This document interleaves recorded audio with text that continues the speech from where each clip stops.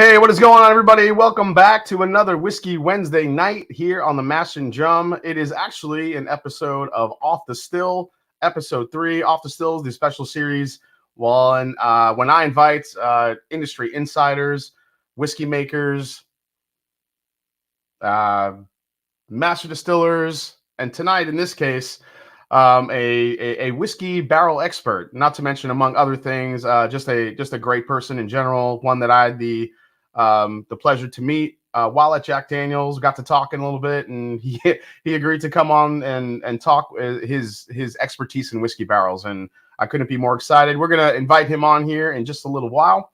But in the meantime, let me say hi to everybody. So hope everybody's really excited for tonight's stream. I've been looking forward to this one for a while. So let's say hi to some people here in the chat. We had James Lay, who said hi first by a mile, like at 4 o'clock. He was already in the chat.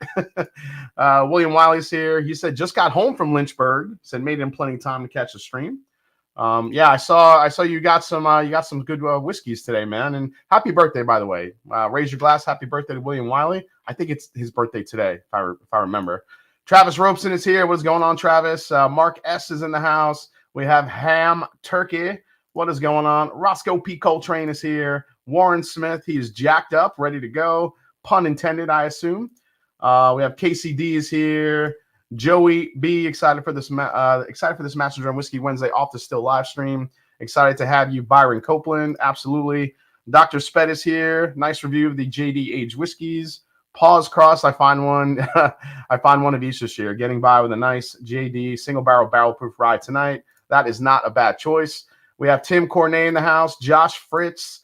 We have Stephen Walters here. Let's see here. Four Leaf Whiskey. What is going on, Stacy? Nice to see you as always.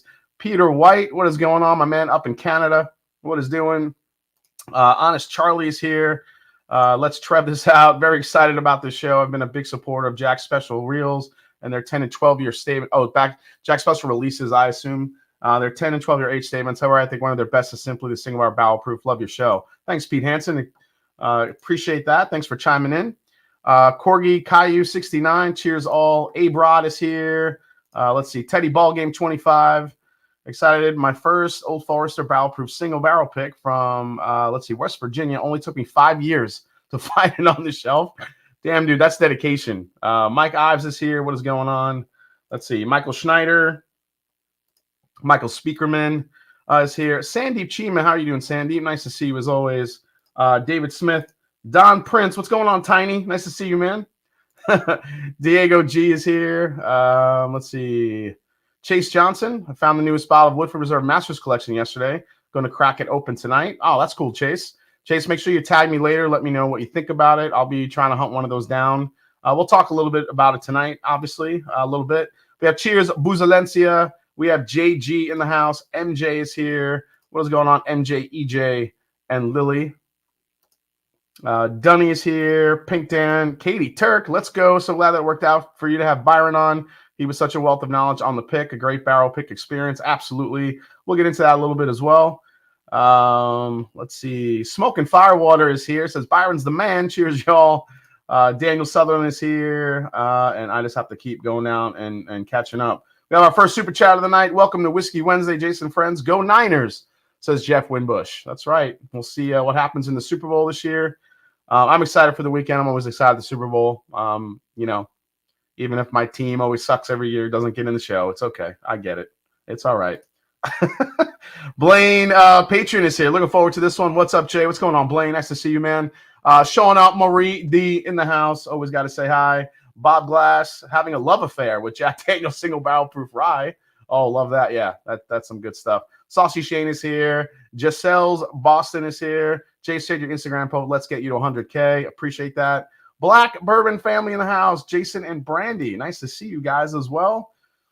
RJ Harrison is here. Says first stream. Love your channel. Yeah, RJ, man, first time, long time.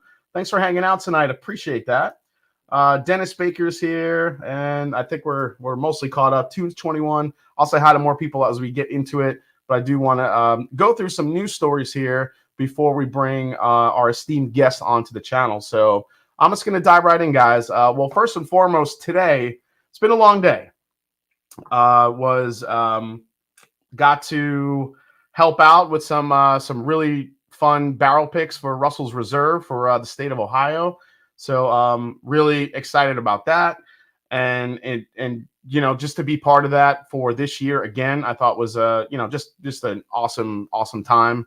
And we'll get into that more as the details come out. Can't say too much yet about that experience, but we will get into that. And then let's see what else. Yeah, it's been quite a week. You know, I've had like plumbing issues at the house with water coming in, and it's been a week. It's been a week. So it's nice to just kind of sit down today and, you know, talk with Byron a little bit over some barrels and learning some more whiskey talk, and it's going to be fun tonight. So let's see here. JD, one of my favorite distilleries. Daniel Banner says, thanks for the videos, bud. Absolutely. So in going to Jack Daniel's, so where I met Byron was at the Jack Daniel's single barrel pick experience that we did, and we got to taste some. We were there to pick a couple of rye whiskey barrels, which was awesome. So, you know, Byron kind of came in, and you know, he got to be kind of our, you know, barrel concierge. I don't know what that title is, but basically he led us through all the great barrel picks that we got to taste in the different barrels, and we chose 2 amazing single barrels that will be available for the Master Journey Whiskey Club sometime soon. But you know, you could just kind of tell how passionate he was and the knowledge that he had as we were going through it. So Katie got to meet him, and Adam Shelton. Obviously, Scott was with me as well. We had Ben Hernandez, you know, great patron, and I mean, it was a blast. We had so much fun, and yeah, Ben Dramon's there. Yeah, he already poured some JD barrel proof rye. So yeah. But before we do that, honest Charlie, Jason, I can fix your water problems. That's what I do. Luckily, everything is fixed now, so we're good. So let's see. I hear you. What's the oldest bottle of JD ever released? Josh Fritz is already getting into the questions. We don't know that yet, but before we invite Byron on, let's get into some really cool whiskey news that kind of dropped this week, and then we'll get into Byron here and welcome on the show. First and foremost, let's get into this, and you know, this isn't a surprise. Governor Andy Beshear out of and U.S. legislators toast Kentucky's $9 billion bourbon boom. So just Wednesday, Kentucky Distillers Association shared that elected officials such as Kentucky Governor Andy Beshear had much to celebrate after a report highlighting the positive economic impact of the bourbon industry was released. The report shared that a whopping $9 billion in revenue is generated for Kentucky's economy by the bourbon industry each and every year. The report was completed by Dr. Paul Coombs and featured data from 42 counties and 100 distilleries. The findings revealed a growth of 23,100 jobs and $1.63 billion in wages. The report also cited $3.5 billion worth of investments due to bourbon-related tourism. And that's really where a lot of this growth has come from, the tourism. People want to get and be around bourbon each and every year, more and more new drinkers getting into it. And it's, you know, bourbon's doing just fine. No need to worry, everybody. One that I'm sure a lot of people are excited for is this little bottle right here. And I only bring this bottle up because it was just revealed to me today that Crown Royal has a blackberry flavor coming out. So just today, we reported that popular Canadian whiskey brand Crown Royal in the process of rolling out a new flavored whiskey, Crown Royal Blackberry, which is set to fully launch sometime around the end of February or early March. It appears the flavored whiskey will be able to be purchased for around $30. Bursting with luscious flavors of blackberries, the 70-proof flavored whiskey has limited availability at the moment. So you guys know what's going to happen. This is going to be like a Crown Peach thing, where everybody's waiting online to get Crown Peach and try to get that flavored whiskey. And now it's going to transition over. People are going to be going crazy for this blackberry. That's right. Dang, I'm going to have to move from Ohio to Kentucky. So my money's already there. That's, let's see here. Crown Royal is the cheap version of Good Times. Did I really say that, James Lay? Bad whiskey with flavoring to cover it. I mean, I don't know. Just based on what I see, there are a lot of people that love Crown Royal, especially those flavored whiskeys. I mean, to each their own. But blackberry, I feel like that's going to sell out pretty quick, no matter what, no matter how you feel about it. Let's get into the next whiskey, and I am very, very excited for this one, guys. Oh, actually, wait, I'm not there yet. Hold on one second. Actually, a bottle that was just brought up about in the chat is the latest in the where'd that bottle go? Oh man, it didn't upload. Let me throw this in the chat here, because somebody in the chat just had mentioned the Woodford Reserve batch proof, the newest one, and I do want you guys to check out the proof on this one. It's an interesting proof point, and here it is. This is the new Woodford Reserve batch proof, 121.2 proof. This just dropped. Actually, as we found out, people are already getting this bottle. $150 for the MSRP. According to the brand, over 100 different Woodford Reserve barrels were batched together for the expression. The barrels all had varying production dates and were matured on different floors of various warehouses. 2024's batch proof bourbon is bottled at 121.2 proof, obviously higher than the usual 90.4 proof. Woodford's latest release follows a January 23rd relaunch of the brand's popular Double Double Oaked expression, which I reviewed as well. The taste notes on this are pretty interesting. If you read the press release, it says juicy pineapple, spiced berries, dried strawberry, and sweet toasted oak. So that's kind of an interesting flavor profile if that's what we're going to get in that whiskey. It seems a little bit closer to, sometimes the fruit forward expressions we see from Old Forester, especially some of the birthday bourbons recently that have been very fruit forward. So we'll see how that one is. I mean, the one thing I do wish Woodford would do is give us some sort of age range on those bottles. We just never get it from them. We don't know the ages of the whiskeys in that bottle. And for $150, I feel like they should give us some sort of a range. If you don't have to tell us the proportions, that's fine. But let us know, is there 6 to 12 year, 6 to 8 year, 6 to 10 year, 5 to 10 year, whatever it may be. Let us know what's in it, I think, for the money. I think that would be nice. Mero says pineapple equals bright, young. I mean, there could be some young whiskey in it. That's what I would assume, using 100 different bottles, 100 different barrels to blend that whiskey. Let's see here.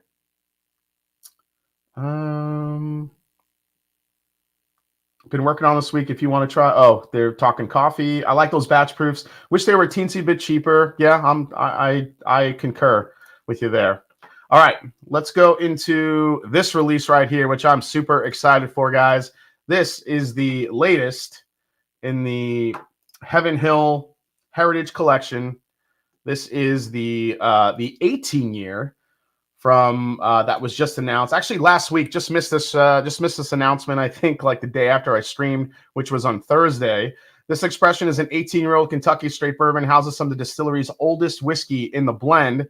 The Heaven Hill Heritage Collection is our opportunity to showcase some of the oldest stock Heaven Hill's incredible inventory of aging whiskey.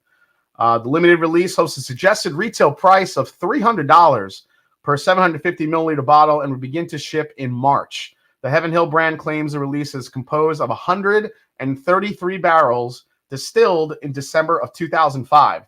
The barrels were pulled from the third floor of Rickhouse 1L, clocking in at 120 proof. It uses their signature mash bill, 78 corn, 12 malted barley, 10% rye. So again, if you're kind of looking at the announcement, taste very simple: vanilla caramel, old leather, orange oil, and pepper. So there you go. I hate to say that I'm going to probably hunt that bourbon down. The 17 year a couple years ago was my bourbon of the year that year. So, yeah, I'm definitely looking forward to that one for sure. Next up, we're going to talk about Hard Truth. Now, Hard Truth is a brand we have grown to know and love, especially when you get into the rye whiskeys that they have been putting out. But it looks like they're going to be releasing some bourbons now. And they actually have some samples on their way to me, so I cannot wait to taste them. Hard Truth Distilling introduces first 3 homemade bourbons. An exciting day came for Hard Truth Distilling Company on Wednesday as the Nashville, Indiana brand announced the release of its first 3 homemade bourbons: Hard Truth Sweet Mash Bourbon, Hard Truth Sweet Mash Wheated Bourbon, and Hard Truth Sweet Mash 4-Grain Bourbon. So the 3 bourbons join the Sweet Mash Rye and High Road Rye in the Hard Truth long-term lineup.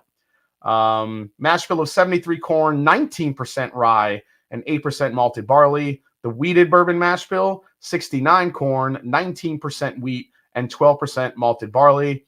The 4-Grain bourbon is 78 corn, 9 rye, 9 wheat, and 4% malted barley. The bourbon is bottled at 90 proof, while the bottled and bond is obviously 100 proof. So I don't know. I don't know what you guys think about this in the chat. I'm really excited about this one, and I can't wait to taste them. So last but not least, let's get into some of the labels that I saw on the TTB as we before we get Byron on here. And here we go. First and foremost, it looks like Maker's Mark is bringing out the Lost Recipe series. Now, no idea when this is going to release, but this will be a 2024 release, as we see. And the archive stave is Mocha. So what this looks like is they are bringing back the Mocha stave. Now, the Mocha stave, if you remember, was part of the Private Selection series and was a huge part of the Private Selects. And then it got replaced by the, I always forget how to pronounce that other stave. What's the new stave? The, I'm asking, drive me crazy. I can't think of the others. It'll come, or if you guys know in the chat, remind me what that that other stave was. Actually, I think I have it on the on mine. Oh, the Mendiant. The Mendiant. Got it. It's the Mendiant stave. So everybody went all up in arms. I can't believe you replaced the Mocha stave. And yeah, here it is, guys. The Mocha stave is here. And if you kind of look at the stave profiles, Roasted French Mocha, the first release in the Lost Recipe series, features the return of the Roasted French Mocha stave for layers of dark chocolate and buttery pastry and notes of baked apple. Say what you want about Maker's Mark. That is going to be a very popular release. People that love that stave are going to be going crazy for it. So I think everyone's going to be excited about that one. Old Forester birthday bourbon. People were really lighting up social media when this was announced because it looks like we're going to have not only another 12-year Old Forester birthday bourbon, but it's bottled. Look at the bottom right, guys, 107 proof. That's the highest proof we've seen in some time for a birthday bourbon. If you look at the back of the label, it shows that aged for over 12 years in new charred oak barrels. And if there's ever a year to get excited about birthday bourbon again, it looks like this year is going to be the year, which sucks because I can never get my hands on a birthday bourbon. But that will probably, I'm hoping that's as good as it sounds. And 107 proof is a great proof point, especially for a higher age whiskey. So I'm looking forward to hopefully getting a sample of that one and trying it. I doubt I'll be able to get a bottle of that one, but we'll see. And last but not least, guys, Little Book, The Infinite. It looks like it's going to be releasing here in 2024. I'm a little confused about this release. I created, if you read the label here, I created the series to share 3 generations of my family's whiskey making craft. Every edition combines whiskeys from my granddaddy, Booker, my dad, Fred, and me, meaning Freddie No. Year over year, the blend will keep evolving, as will our legacy. So it looks like the Infinite will be a combination of different whiskeys that Freddie No, Fred No, and Booker No have distilled. So there could be some pretty old stuff in this, I assume. We'll see what happens. Now, the one thing that I don't understand is this going to be the replacement of Little Book for 2024? Or, because we had in retrospect, in 23, which was a great release. Will we see the next release in Little Book come down the pipeline? Is this replacing it? Or is this another branch off the Little Book tree that now we have to follow? Because if you look on the left side, it says Edition 1. So is it like, are they starting over? Are they just starting with this release? Jim Beam loves to bring out new lines of whiskeys, like new product lines. It never ends. Hardin's Creek they brought out, and that's kind of an ever-evolving, brand, and what's happening with that one. Obviously, the different whiskeys that are going into it, it's crazy. So I don't know. Let's see what you guys are saying here in the comments. It seems like it could be a Solera. It feels like it could be a Solera type thing, but we'll see. LB Chapter 7 was fire. I have yet to get my hands on a birthday bourbon. Let's see. Buy it all. What's the age statement on these? I just saw people picking up Bullet American Single Malt. Yeah, I have a review for that one coming out soon. I have not tried it yet. I just did grab a bottle. Yeah, there it is. The Mendiant. There you go. Drifting Drams. Mendant. Everyone's saying Mendiant. What's up, John Cloud? The question is, will this bottle be priced higher than the increase they put on Little Book this year? I would assume they are. I would assume that they are. I think this sounds like it will be a little bit more expensive, but we'll see what happens. All right. I think that's it. What's up, Tony Bag of Donuts? Nice to see you. And we are right on time here. Perfect, guys. Has there been a price drop for knob 12? My local store has it for $49. Really? 49? Maybe. Maybe they're just trying to move it. You know, I was having a discussion not too long ago with a couple of some patrons and just some people that that I talk to just like to talk about whiskey, and they're seeing lots of price reductions for different liquor stores for specific brands. Not I shouldn't say specific brands. I should just say brands that they haven't been able to move in a while. And I think this is just because of the fact that it's just such an overflow of whiskey everywhere. Not to mention single barrels as well. I think the whiskey, when you go to the store and you look at the shelf, it is extremely oversaturated. There's so many whiskeys out there, and it's going to be interesting to see how these whiskeys kind of go, down the line here in 2024. But I'm seeing a lot of price reductions on some lesser known brands that probably just aren't moving. But you have the tried and true brands, like Maker's Mark, Jack Daniels, and Jim Beam, Buffalo Trace. Those are probably moving just fine. It's these other brands that are trying to work their way in the mix in order to get some, little push forward. But we're seeing a lot of price reductions as we go further along here. It'll be interesting to see how that evolves over time, because I think people are just, getting a little bit, bombarded with all these different brands, new brands, source brands, finished brands, whatever it may be. So I think the state of whiskey is healthy. But the oversaturation, I think, that's happening that is going to come to the forefront this year. So we'll just have to see how that evolves over time. Jason, thanks so much for emceeing the Barrels for Hope event this summer. Looking forward to meeting you. Cheers. I cannot wait for that, man. Yeah, totally cannot wait for that. So more info on that for anybody that's a big part of Barrels for Hope. I'll get my emceeing days back on the mic. It'll be cool. When I used to do some emceeing for like private events and proms and all that fun stuff. All right, guys, I think it is time here. Let's see. I want to just kind of highlight. Thank you so much, Clada Guy. Appreciate it, man. So many whiskeys I've seen discounted. Local TWs dropped the Smoke Wagon Private Select Rye. Yeah, that's the last one I saw that was on big discount was Smoke Wagon, which I never thought would go on a discount. But even Smoke Wagons are not, immune to this price drop on a lot of these whiskeys. So, all right, guys. So let's get into it. Let's get into my special guest here, Byron Copeland. He is manager of leadership acceleration and maturation innovation. That's a lot of TIONs, but it's worth it.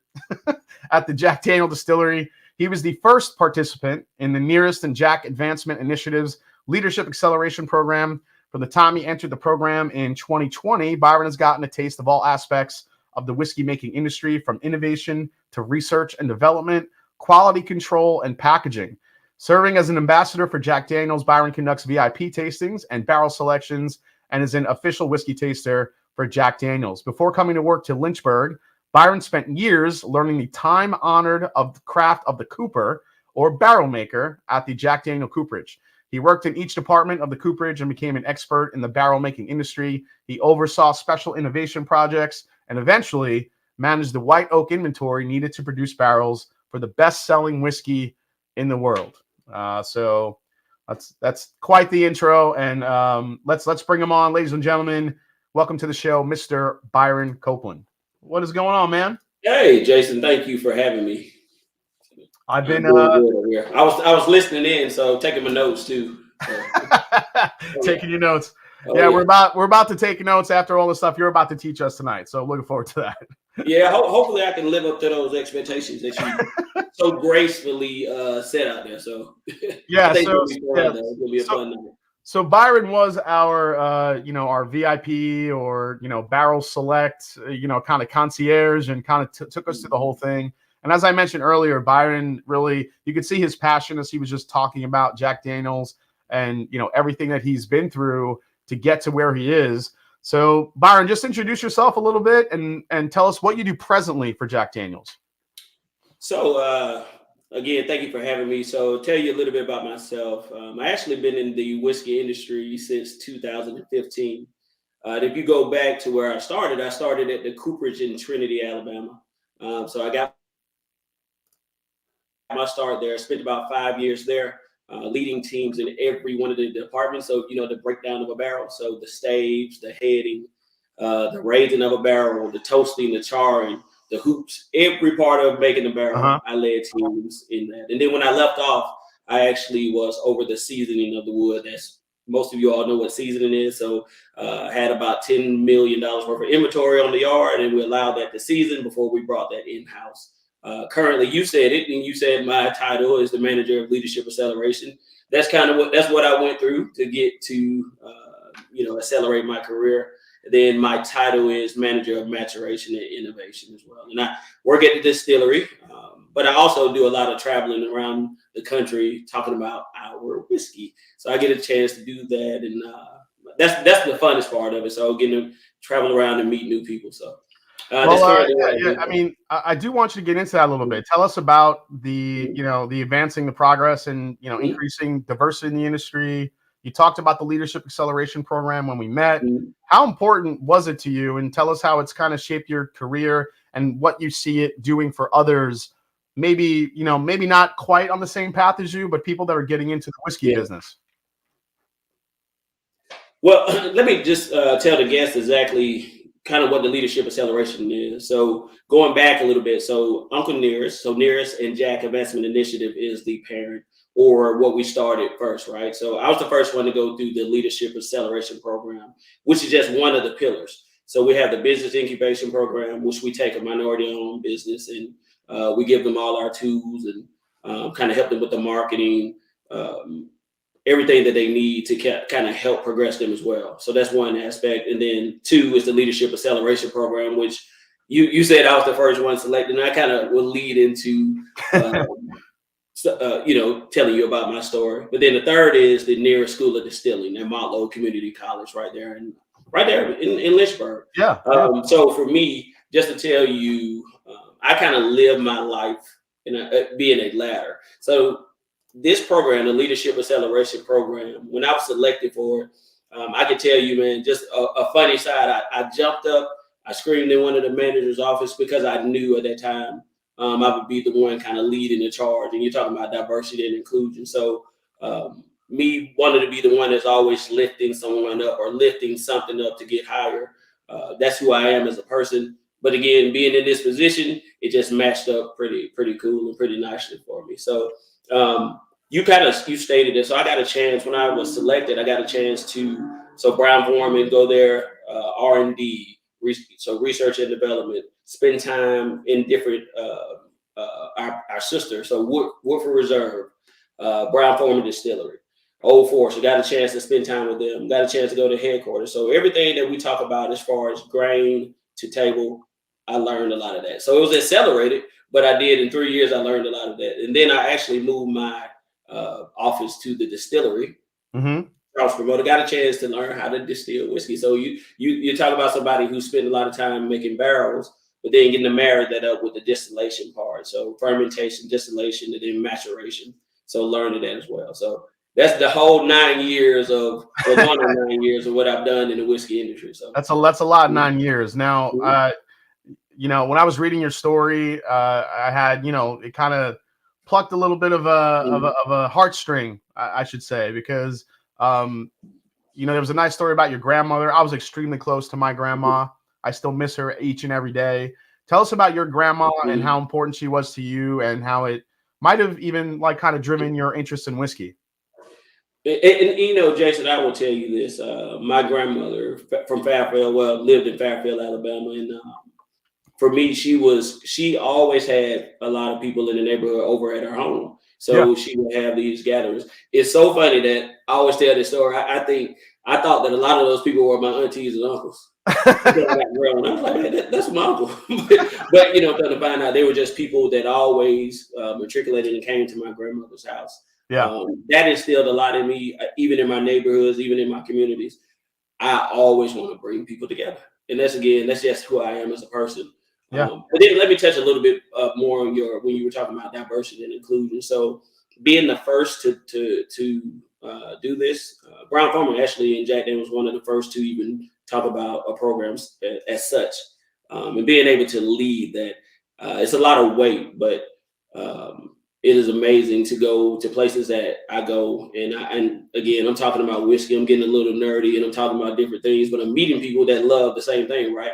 Whiskey, any spirit, drinking responsibly should bring people together, and you should have, it should bring people together, and if you drink it responsibly, so all of that encompasses what I am made of. So.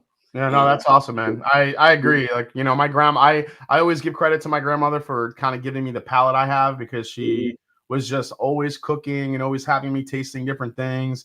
And I get a lot of those cues from what she had me taste, and just becoming like really, me just loving to cook now in general. I think kind of I bring that all back to her, and like some of the stuff that, she taught me how to cook and make. And it's funny too, because I'll like do some tasting notes, on a video, and I'll say, I know one that always kind of gets a lot of heat. I'll say, oh, this is like poached pears. It's like pears just kind of in cinnamon and stuff like that. And people are like, who in the hell ever poaches a pear?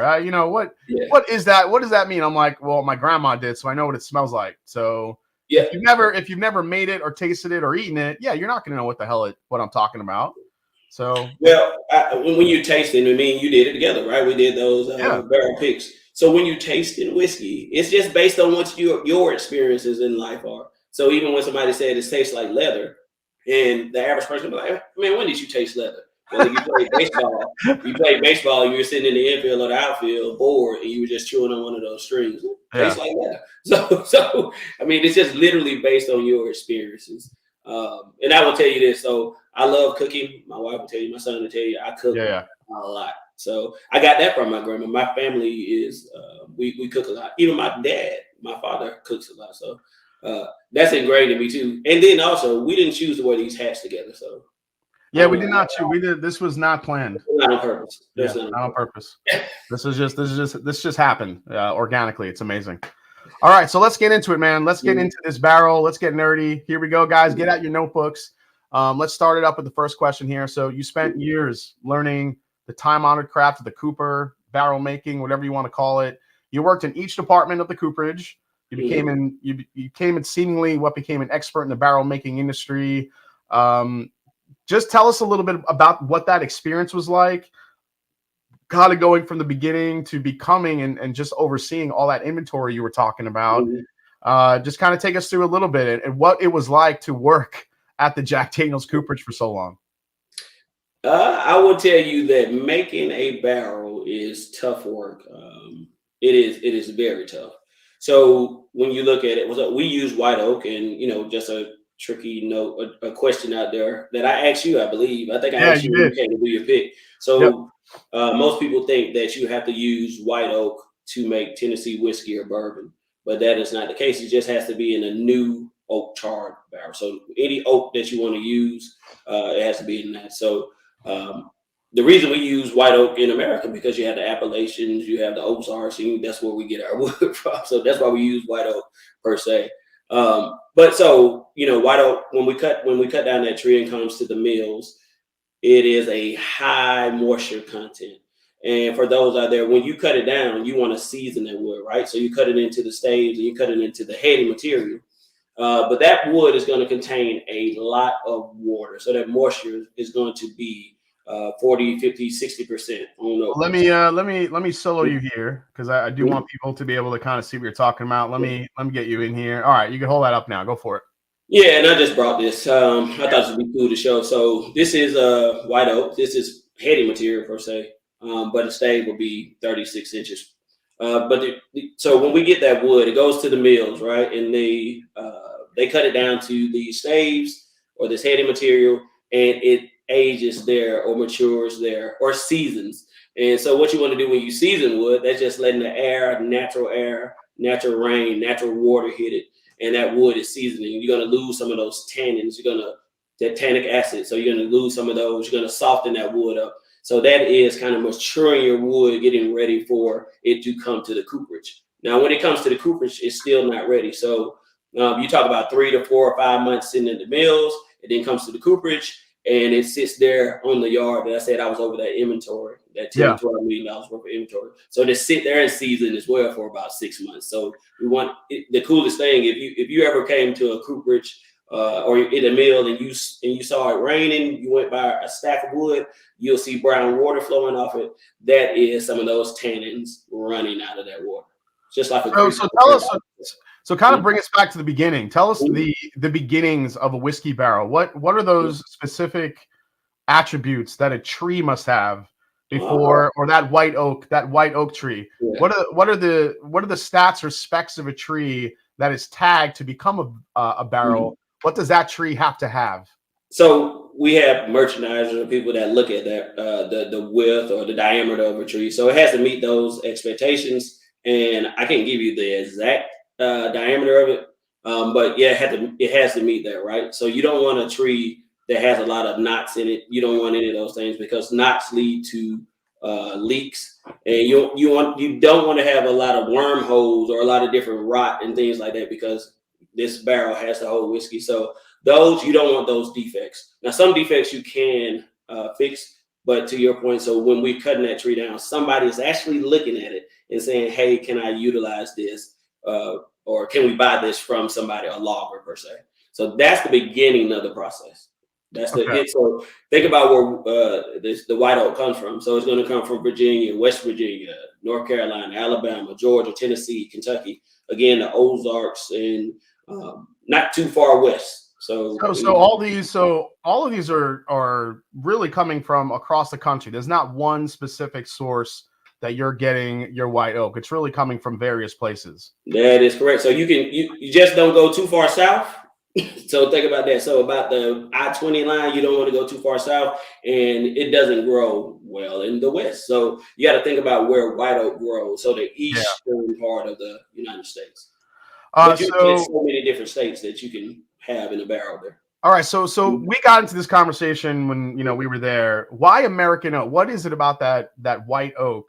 Now this is the fun part. So I told you that you can use any oak, right? So you can use any oak, but there's something that white oak has that's pretty significant. So when you look at the structure of white oak, when white oak is growing in the forest, it has something inside of it. So when the white oak is growing in the forest and it's turning from sapwood to heartwood, some of those little vessels that were carrying nutrients in there from sapwood to heartwood, it starts to fill itself with some waxy substance. And Jason, I'm gonna ask you this because this was on the test when you were there. What is that waxy substance that I told you that it had? The waxy substance. Oh man, cellulose. The cellulose. Tylosis. Tylosis. Yeah. So tylosis. So when that tree from heartwood to sapwood, it is filling its pores with this waxy substance called tylosis. Now, if you were to get a red oak, that red oak doesn't have the same structure. It doesn't have that. So I brought this from work today, and I wanted to show you all this. So white oak allows for oxidation. White oak is going to have vanillins in it, so it's going to give us those caramel vanilla notes that we like.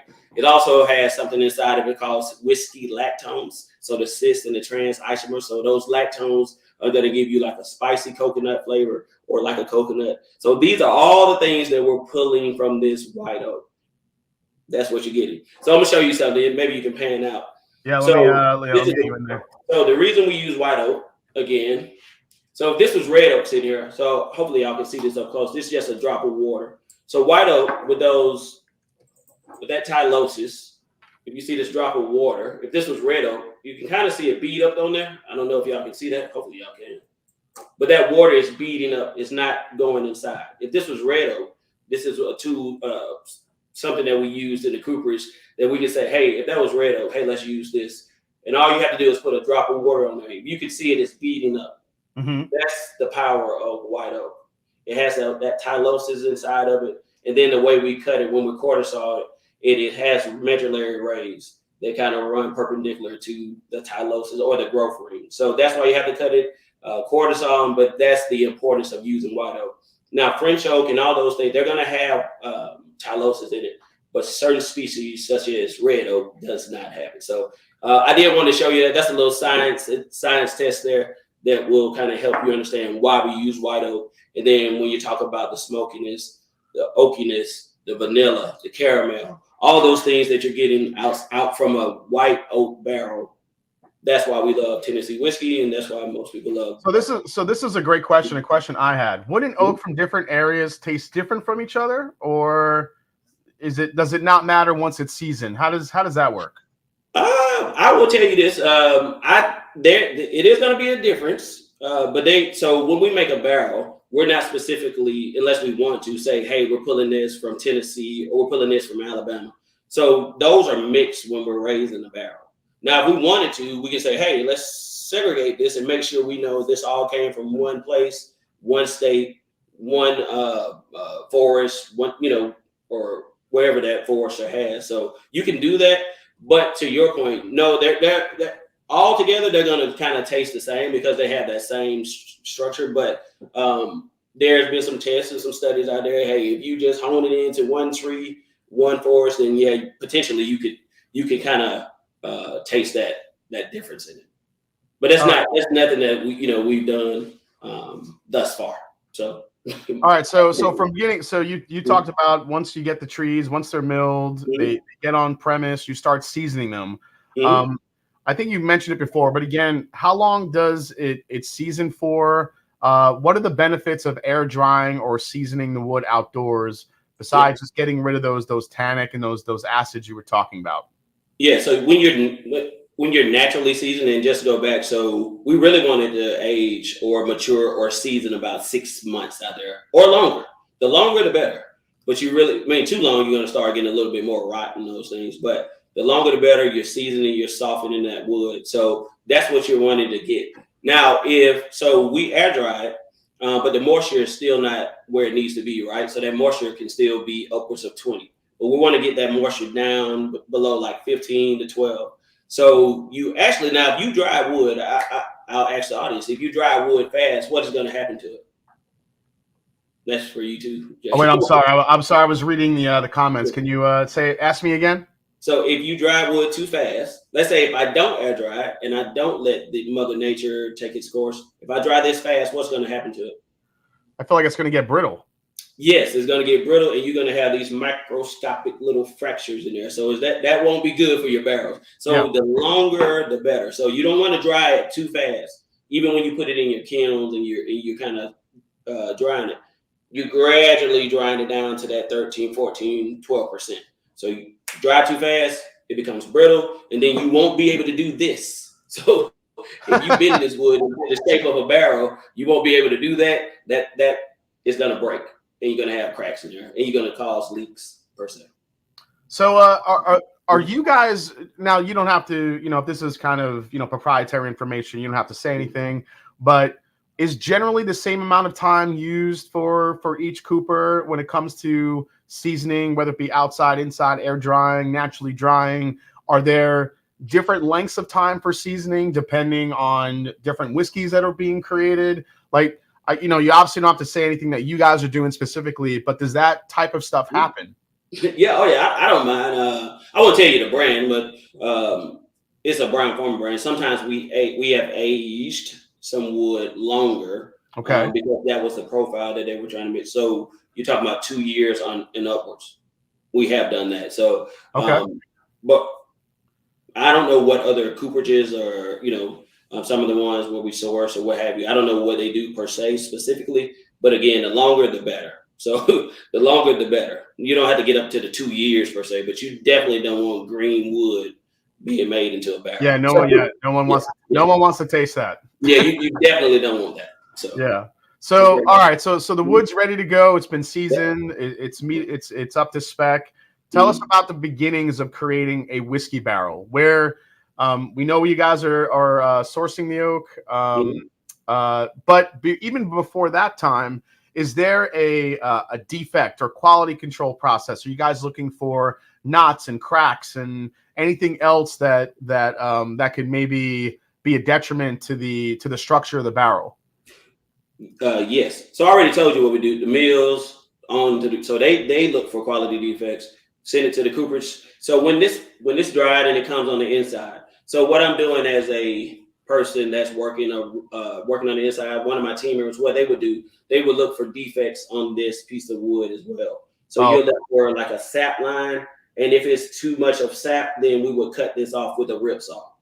and we will cut that sap off. Too much sap, it's going to leak. So that's an inspector actually looking at that piece of wood. They're going to cut that sap line off. Now, if it's no other defects or it's no knots in there, then I'm good to go. This goes along the process. So it continues. So this piece of wood, after I cut that defect out, if it was some sap on there, then it just goes along, and I'm going to marry this up with other. So this is a heading piece. I'm going to marry this up with other pieces of wood, and I'm going to make the round head of the barrel. Same thing with the staves. So if this stave came in, so this is a finished stave. Actually, I can see the char on there, and it's actually the bone. Well, hold on. Let me get in on that. Let's check that. Okay. Oh, look at that. Okay. Yeah, that's the bone. This is a true stave that came out of a barrel, and so before it gets to looking like this is a toasted and charred barrel. So think about that process that I just told you. If this had some sap or some defects in it, we will cut that out, and then it will go along the process as well. Then it goes. A team member will take this piece of wood. It'll go from our team members that cut the defects out. Then it'll go to our raising stations. Once it goes to the raising stations, somebody actually physically takes these staves and they raise a barrel. That is starting to form a barrel per se. But that's after it goes through our CNC machine and it cuts these profiles in it. You can't see it that good on camera, but this stave actually has profiles in there. It's cutting a profile. So there's a slight angle on it that it goes through, so they can all fit together a little easier. Yep. So if you look at a barrel, the reason it's rounded and it fits together because you have this profile, this cut here, and that's what's creating the bilge. So if you look at a stave, smaller here, it gets larger in the middle. That creates the big belly, the bilge of a barrel. So that's what we're doing. This is going through a CNC machine. It's going to cut the concave and the convex. It's going to cut that. Then it's going to go to the razors. And after those razors raise a barrel, then I'm going to start to mold that barrel. I got to add some heat to it so I can start getting that shape. So I'm going to put on these temporary hoops. Those temporary hoops are going to start forming that barrel. Then I'm going to toast it. Then I'm going to char it. Then I'm going to add the final hoops to it. And then cut that bong in there. So how many staves roughly per barrel? Go ahead. How many staves roughly per barrel? So so we average about 32 for accounting purposes per se. But if you look at this piece of wood, now not all staves are going to be the same size. I can't tell you when I cut a certain tree down. The staves can be wide, the staves can be small. So I told you on average we're going to say 32. But what if all the staves are small? Yeah. So you can get up to 36 or 37. The only thing that matters is what? The bung stave. Oh, so I couldn't even see. Oh yeah, the bung stave. Yep. So I just need to make sure my last or the one that I'm going to cut this bung in is wide enough for that. But now if I put two pieces of wood together and I cut that bung in two pieces of wood, it's going to leak. So, so when I'm raising, and my team members can actually raise very fast, they just want to make sure that this piece, their last whatever piece, is big enough to put a bung hole. So this is a good question. How long does it take to make a barrel from start to finish? Well, don't count the months that I told you. Don't count the months that I said that. But so from start to finish is a couple of hours. Yeah, so when it enters the facility from the seasoning and from the drying aspect of it. So when it comes in, it's going to take about 2 hours from start to finish. So let's talk about, you said toasting and charring. Tell us about toasting versus charring and how those two, the combination of those treatments to the inside of the barrel, how they work together in essence to give you that flavor that people know and love from Jack Daniel's.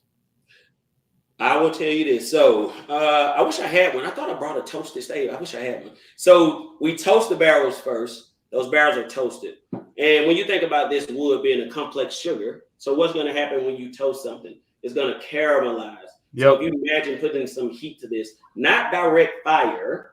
Direct fire is going to do what? It's going to char the barrel. So we want to get that toast. We want to let it sit there. It's almost like roasting a marshmallow. When I roast a marshmallow for s'mores, if I take that marshmallow and I just turn it in the fire, and I never let the heat really get directly on it, that's going to be a brown caramel very good marshmallow. Yeah, super sweet, super sweet, crunchy marshmallow. Yes. Yeah. Yep. So if you were to walk in the toasting room, you probably get some of those caramel toasted marshmallow flavors that your senses are going to open up. So that's the beauty of toasting. I'm caramelizing these wood sugars, and I'm getting what we call the red layer as well. So a lot of that color, a lot of that flavor is going to come between the toasting and the charring. So after I toast, so the toasting to me is very important. You're getting some of that vanilla. So think about what's in there, the cellulose, hemicellulose that's in here, and what you're doing when you're caramelizing those vanillas, those caramels, those wood sugars. So that's what you're getting out of toasting, just like a marshmallow. So everybody on there, when we get off, just toast your marshmallow and think about what you're doing. And that's similar to what you're doing when you're toasting a piece of wood. Yeah. And so charring, so after I told you all, so to be a Tennessee whiskey or to be a bourbon, you have to char. You don't have to toast, you have to char. So you don't have to toast, you have to char. So this is the step of the process where you're putting that open flame. So if you see those YouTube videos, that is the open flame coming up, and it's charring the barrel. So to me, when you have both of these, you're adding that extra layer that not everybody does. Not everybody toast barrels. That's fine. But I think you're adding that extra layer of complexity to your whiskey. So that's what you're doing when you're toasting. But when you're charring, you're getting that same thing. You're opening up that wood so that whiskey can penetrate. And we know that charring is a natural filter as well. Yeah, but Bill Mills. Yeah, Bill Mills is he has a question. How is toasted versus charged determined? And really, from the master distillers that I've spoken to, it's just really kind of hitting a specific flavor profile that you want to hit. So you could obviously achieve different flavor profiles with different toasts that you do, different char levels. I talk about Buzzard's Roost a lot because Buzzard's Roost, they source barrels, but they use a lot of different chars, toast profiles, and those are stuff that are in some way are experimental. But when they find a toast profile they like, they actually release it. So you could try a char 1 versus a char 3 versus a char 4, and you could see how different they work together. That was a great answer. You hit it on me. Sorry, man. Sorry, I'm doing you. Yeah, sorry. Man. No. That was good. That was good. That was great. Is toasted exclusively a secondary barrel? No, it is not. That's a great question. So probably because some of the guests out there. So this bottle here was one of the special releases. So this was the Tennessee Rye. So it's the heritage barrel. And what most people out there probably thinking is, this second barrel was a high toast, low char. So we finished it in a normal white oak barrel, but then that second barrel, so that's why it's called twice barrel. That second barrel was a high toast level, and we caramelized it a little bit more, so with a lower char. So that flame just hit it just very quickly. So high toast, low char. So no. But so that original barrel that I was telling you that we age or mature our whiskey in, that is toasted and charred. And you guys use a char 3? Man, I love that question. Well, I know a lot of people out there, char 1, char 2, char 3. If you look at this, one thing that one of our quality checks was that we didn't want to overchar. So when you overchar, you'll get this thing called alligator. Just like alligator skin, you'll get just like if you burn wood at home, you'll start seeing it puff up and you'll get those deep striations in there. That is like when you're going too far. So that's what people want to do. So specifically, we're not looking at a 1, 2, or 3. Sometimes we are just based on, what profile we want to get. But just as long as we don't go too far to where it's alligator. Yeah, again, the product in the bottle is going to drive what you want to do with those barrels. Yes, there you go. You go. So we talked about that. Now, let's talk about once that white dog enters the barrel. This is where it's going to get real geeky here. Once that white dog enters the barrel, what's the first thing that happens inside that barrel as soon as that white dog hits the inside, when it hits the char, hits the toast? And then what happens in that barrel over the course of many years? All right, so let's step back a little bit. Yeah. So when you think about fermentation, so what's going on in fermentation? So you have this yeast that's converting the alcohol or the sugars into CO2 and ethanol. So also what's going on, the yeast is actually creating esters. And Jason, I know we talked about esters. So esters are just some of those fruity flavors that when the alcohol and the acid meet, they create this miraculous explosion, and then you get esters. So what's going on in fermentation carries over to distillation. So after distillation, you got maturation. So when you get that white dog, it goes in at 125 per white dog. And so what Jason is asking is like, what's going on? So just think about this. You already built some of those esters, and those esters are going to carry over into that maturation, what's going on into the barrel. But as soon as it hits, I don't think it happens just right away. But so when you put these barrels in the rick houses, the cool thing about white oak, it allows for oxidation. It allows for barrels to breathe. In the summertime, whiskey does what? Expands. So it's going to allow for the whiskey to get deep down in this wood. And I wish y'all could see this soak line on there. It's called a soak line. So in the summer months, the whiskey is going to get hot. It's going to expand. It's going to go down in this wood. It's going to pick up the things that we like, the vanillins, the oakiness, the smokiness, the cis lactones, the whiskey lactones that I told you is going to pick that up. In the wintertime, whiskey contracts. So guess what it's going to do? It's going to come back out of this wood. It's going to come back out of this wood. So in and out over the years. So that's when you're going to get some of that oxidation. You're going to get some of that angel share, as we like to call it, depending on where you have this barrel in the warehouse. So that's what's going on. So it doesn't happen right away, but we know over time. Scientifically, we don't know exactly because nobody's ever been able to tell, but we know something is going on in that barrel that's creating these flavors that is picking up. So it doesn't happen right away, but maturation just means that, right? So I'm maturing over time. A lot of these things are going on. Esters are still being created. Esters are still being formed. Think about this. So we're picking up smoke. We're picking up those lactones in there. So that coconut, that spiciness, all of that is coming from the barrel. Jason said it goes in clear in some kind of way, miraculously. Years later, it comes out with this amber color. Yeah, I think I'm drinking that Heritage Twice Barreled Rye as well, which was just such a delicious rye last year. It's just so like, again, I think you kind of hit on it earlier. It does kind of have like this burnt marshmallow characteristic to it. I'm drinking. I think before we got on, I was telling you I'm drinking bonded rye. So rye. Oh, the bonded rye. Yeah. Oh, one of my favorite espressos or something. All right, guys. So if you guys have any questions for Byron, you guys could start kind of getting those in the chat now. Just make sure you tag me so I can so I'll see it. In the meantime, what's a fun fact about making a whiskey barrel that people don't know about?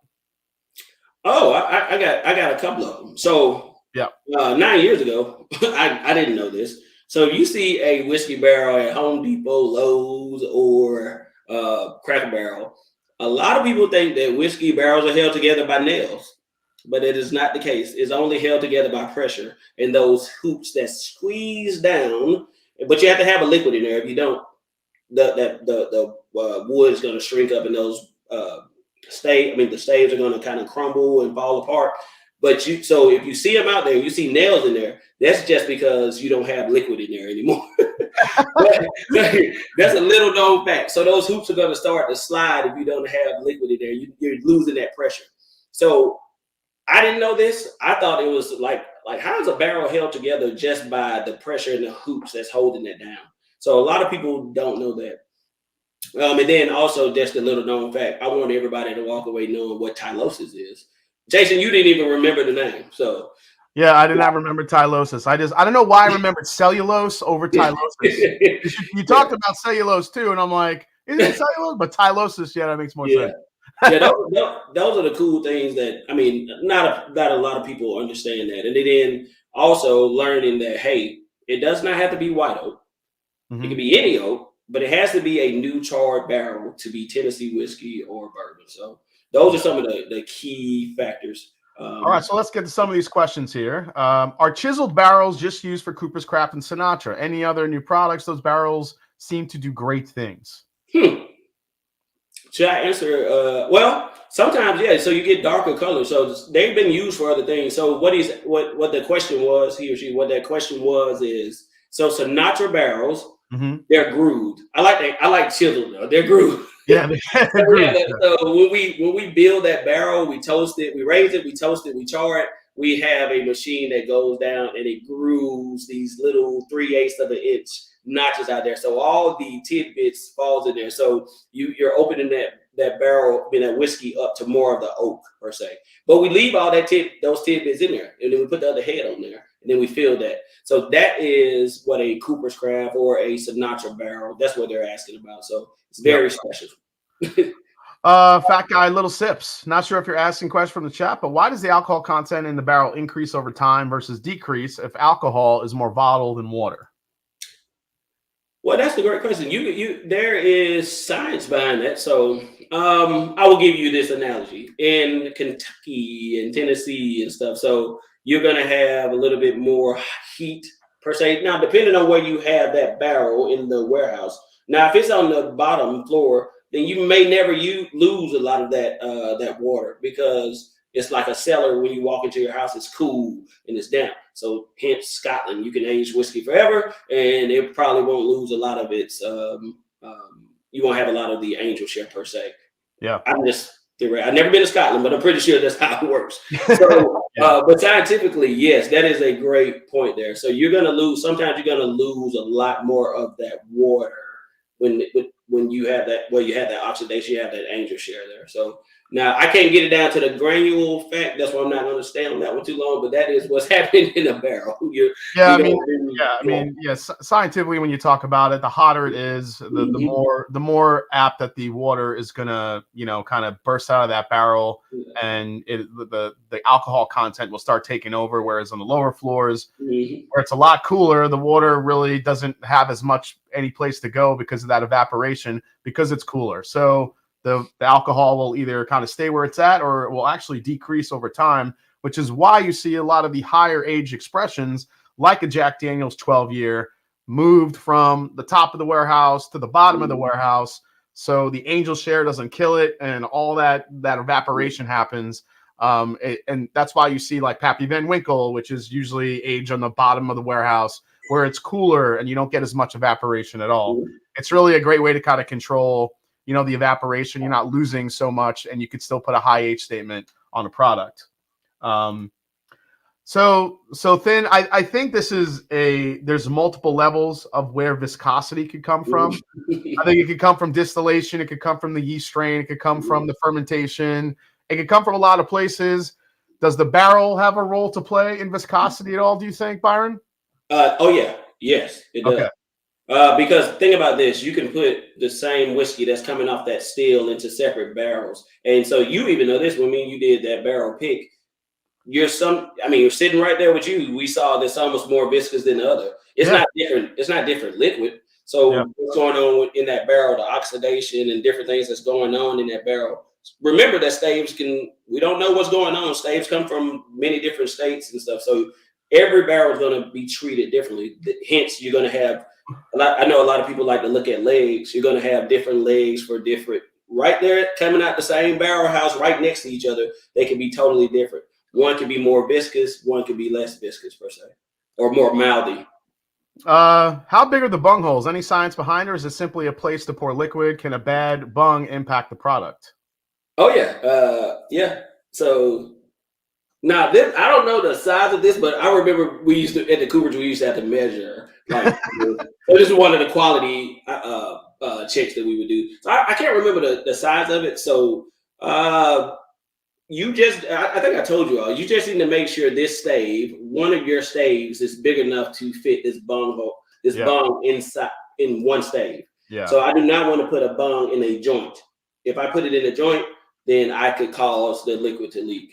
Now, I think anything bad that's I haven't seen it. I haven't seen a bad bung taste whiskey. I haven't seen it. So I'm not going to even answer that question, because I have never seen, like a cork. I know we know that corks can taint. Yeah, corks can get tainted. That's probably where that question is coming from. So I think it can happen, but I haven't seen it happen before. So I'm going to say I don't know the answer to that. Somebody referred to this about what's the average age of a tree that gets cut down to be made into a barrel. Usually, I've heard it's like 70 to 80 years. Is that accurate? Yeah.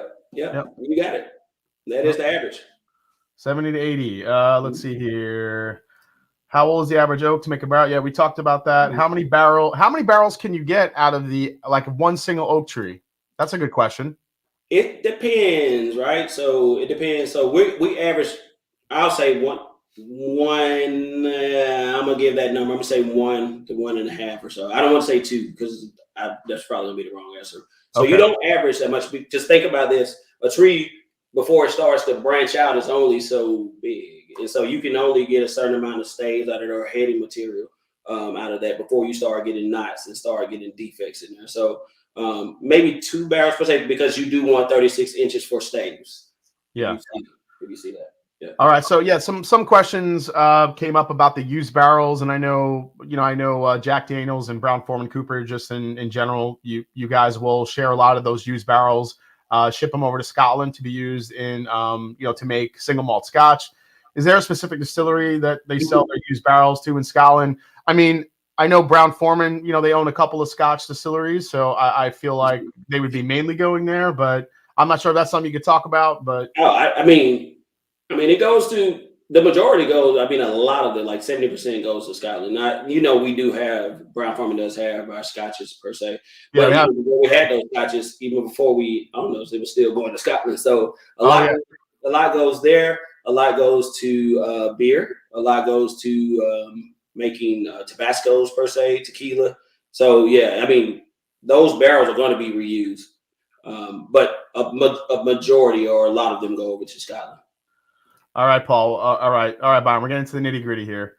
Jason, I was on a JD rye pick last fall, and by accident, they rolled out a Sinatra Groove barrel, but it was a 7-year rye. Is that something they have been experimenting with? Can you talk about that? That is a great question. Sometimes, now I will tell you, a barrel that has its head on, both the heads on, and it's a complete barrel. You can't tell that it's grooved unless you have a stamp on it that says groove barrel. So groove barrel for me means Sinatra. So sometimes it's not foolproof. If they fill that barrel, then 7 years later it's done. Oh my God, we filled a Sinatra barrel with rye. So nobody did at that point. Probably for you, we didn't do it on purpose. But I can't tell you, some of those things won't be tried in the future. But I think that barrel that you had was probably somebody filling a barrel. Yeah. Bill Mills, what happens if a barrel becomes or has an issue after it's filled? What's the process to save the whiskey? So basically, I know leaks happen, but I feel like the process has been so streamlined that is it a rare occurrence, or does it still happen a lot? Oh no, it happens. So from a cooperage, you can fix a leak. You can fix it before. Now, when you get to the distillery and we fill it, if you see that leak after you fill it, you can kind of fill it with a plug. So I can plug that leak up with like a cedar plug or what have you, or whatever type of plug you want to use. You can fix that. So yeah, you do see them. But to your point, Jason, I mean, it's not like leaks all over the warehouse. It's just raining. It's just raining down whiskey. Yeah, it's just raining down whiskey. RJ Harrison, thoughts on Coy Hill? I love it. You want to have a little pour? Is it too late for you to have a little pour at Coy Hill? Yeah, you're not about to get me to open my little about 375. So, you haven't opened that? You don't have to open it if you don't want. Yeah, so Coy Hill is one of the highest points in Lynchburg. So that's why it's special. It is the highest barrel house. So you have a few of them up there that we kind of create. It's called Coy Hill, but this is some of the juice that came from Coy Hill. Some of the highest barrel houses there. It is beautiful. I love going into a Coy Hill barrel house and tasting whiskey. It's just special. So that was a great question about Coy Hill. That's what's so special about it. So if you ever went to Coy Hill, you're going to be looking over Lynchburg per se, because it is very high. Travis Robeson, enjoying the stream in my first Squire-versary. Very, very congrats. I guess he's been a Squire for a year. Mm-hmm. Jack Daniel Squire. If the barrels are from the same forest, how come sister barrels that are laid down the same day next to each other in the rick house end up so different? That's a great question. Man, I love that question. See, I don't believe too much in sister barrels, because like I told you, if barrels are in that warehouse right next to each other, well, who's to say that the barrels don't comprise staves from different places? who's to say that it might have a different knot? Who's to say that the oxidation in one barrel is going to be allowed a little bit more differently than the other? Who's to say what's going on with the esterification, the esters that's happening in that barrel? Who's to say any of these things? So therefore, even if they're right next to each other, same rick house, same level, right next, they're typically going to be totally different. So I love that question though, because a lot of people think, hey, this is a sister barrel. So you're going to get this. Sometimes you're going to get similar profiles, but again, it's like a snowflake. A barrel is a snowflake. Yeah, there you go. A barrel is yeah, barrels are like snowflakes. They're all. Yeah, that's one of the most amazing things that I've found in my whiskey journey is just kind of going to different rick houses and trying sister barrels that are usually either pretty close in flavor, but generally they are extremely different. And it always just boggles my mind. Like you said, it could be same oak, it could be same from the same damn forest, laid down the same day, filled the same day, right next to each other. But as that thing ages for 5-6 years, completely different, which is probably one of the best things, when you're trying barrels. Yeah. And that's the sweet. You just said it. That is the sweet thing about it. That's why when you try them, that's why single barrels are so popular, because they should give you a different flavor profile. Should. Now, when I say profile, yeah, you can have some that are sweet, oaky, spicy, but each barrel, whether it can be minute, but it's typically going to taste different. Can you ask if trees grown in colder climates produce different flavors than those in warmer climates? Think the difference is violins made in 1800s versus modern times. That's an interesting question. Man, does climate and how the tree grows over time play a role ultimately once it gets to that 70 to 80 year age, or generally when it gets that old, it's really what you do with the wood after it that makes a difference? I think typically you don't want to go too south. So I was telling you like where we get the wood from. You don't want to go too low in Alabama per se, or too low in Georgia, southern in those parts. The wood grows a little bit different. Yep. If that makes sense. A little bit more sandier soil. So the composition or the makeup of that wood is going to be a little bit different. So I think you can get wood from Minnesota. I think we can go the highest that or Missouri per se, Minnesota. So that's a colder climate, tundra type state, but it's still going to grow the way we need it. But like I say, going a little bit southern, that's when you probably start messing with the different growth rings and all those things. So. Sean Holcraig, where did the sherry barrels come from? Does Brown-Forman own a Spanish distillery? So Sean, I can tell you that Brown-Forman does own Glendronach, which is a very popular single malt Scotch distillery, and they're definitely getting their barrels from Spain. Really high quality sherry barrels. I don't want to speak for you, Byron, but is that essentially where you guys are getting your Oloroso bottles? Man, I had the name of that distillery, but again, that was a great question. So these are sherry Oloroso cast finish. So I had the name. I wish I would have wrote it down, and I should have known this. But you had a great question there. But not all of them are going to come from Glendronach per se. So I'll just throw that out there. Okay, that's I like that answer. Does Brown-Forman char or toast their bungs? I don't think so, right? No, I wish I had a bung right here. Yeah. No. Let's see. What do you do with the barrels when you no longer need them? We kind of went through that. What species of oak tree? It's Quercus alba, white oak. Quercus alba. Yeah. I think I'm going to actually make a T-shirt that just says Tylosis on it. I'll send you one. Yeah, please. Please. So this is a great question. I wanted to bring this up to you. Are we running out of oak trees to make enough quality new oak barrels? We've heard about a little bit of an oak shortage. Is there a plan in place? Obviously, 70 to 80 years don't go by that fast. So waiting for these oak trees to grow. Has there been kind of any thought of doing, reusing barrels for certain whiskeys? What? So, I'm pretty sure everything is on the table, right? Yeah. But I will tell you what Jack Daniels does and Brown-Forman. So we have the White Oak Initiative. I would implore all y'all to go out there and look at that. So even partnering with the University of Tennessee, the University of Kentucky, we have these initiatives where even you or me can go out and pick up acorns and kind of turn those in to these initiatives, and we can kind of help regenerate these forests. We also look at forest management. So we don't want to buy logs or those things from people just going in and just cutting down and not really paying attention to saplings or paying attention to the health of the entire forest. So white oak is so important, right? So white oak just is not made, it's not for barrels, but think about the deer that eat the acorns and all these different things that eat the acorns. So you want that forest to be healthy for not just white oak, but if it's healthy for white oak, if you manage it for white oak, then you manage it for the entire forest. So there's so many initiatives out there that even Brown Foreman even started the Dendroform or started the white oak initiative. It was one of the first. We have a tree farm, a Jack Daniel's tree farm that we have as well. And then again, for those saplings and those acorns. And what we're trying to do is make a more robust, it sounds crazy, but make a more robust acorn. And actually, we started that 25 years ago. And in 2023, we just planted some of those in forests. So yeah, there's a lot of things out there. You can Google Dendroform, so DENDRI Fund, and then also the White Oak Initiative, the Alabama Forestry Association. It's a lot of things. Tennessee Forestry Association. A lot of people that are really looking in that to make sure we do have these barrels, and not just for barrels, for flooring and all these things years from now. So a lot of work is going into it.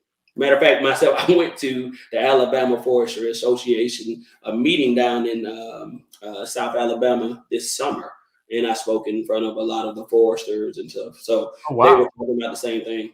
Yeah. Oh, wow, that's cool. Back to groove barrels. Do groove barrels really do much? The whiskey soaks down to the wood anyway. Does the surface area really affect it that much? And if so, why not do it for all of JD whiskeys? Well, I have thoughts on that, Byron. I'll let you answer that first. Go ahead. No, you go first. You probably gonna say what I say, but you go.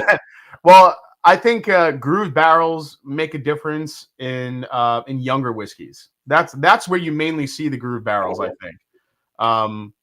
At least in my experience, I've seen grooved barrels being used. You know, obviously we see Coopers and Craft, which is more chiseled and charred, not so much grooved. Hard Truth, we picked a barrel in Indiana that had a spiral cut kind of groove in it. And, you know, you kind of see those different methodologies being used, you know, for different types of reasons. But generally, you're trying to get more surface area, more whiskey to contact the wood. I mean, Byron, what well, I wasn't gonna say that about the younger wood, but I mean the younger whiskey. So there's the studies and stuff. I mean, we look at this stuff. So if you're gonna go a little bit deeper, you're gonna get a little bit more oak. You're gonna get a little bit more surface area. It is going to affect it. And sometimes you'll see some of these barrels, even this bonded, kind of darker flavor. So we selected not just groove, but we selected darker, about 25% darker barrels for this. So we're able to go look and see. I mean, we know that it is doing something. That's by Sinatra Select. I got it back there. Sinatra Select. I have a bottle of Sinatra Select somewhere in here. Yeah. Yeah, so it does affect it. Good question. I think I know the answer to this, but the answer is going to be no answer, but might as well throw it out there. Any rye barrels aging in Coy Hill? Well, now I will tell you this: we don't specifically just say, "Hey, this is a rye barrel warehouse. This is a Tennessee whiskey warehouse per se." So to answer that question, you never know what we're doing. To answer that question, I'll answer with that. You never know what we're doing. And the only reason why I said I kind of know the answer because I think we asked you that when we were on our tour with you. We're like, we got some Coy Hill rye coming out. We asked them the same thing. And yeah.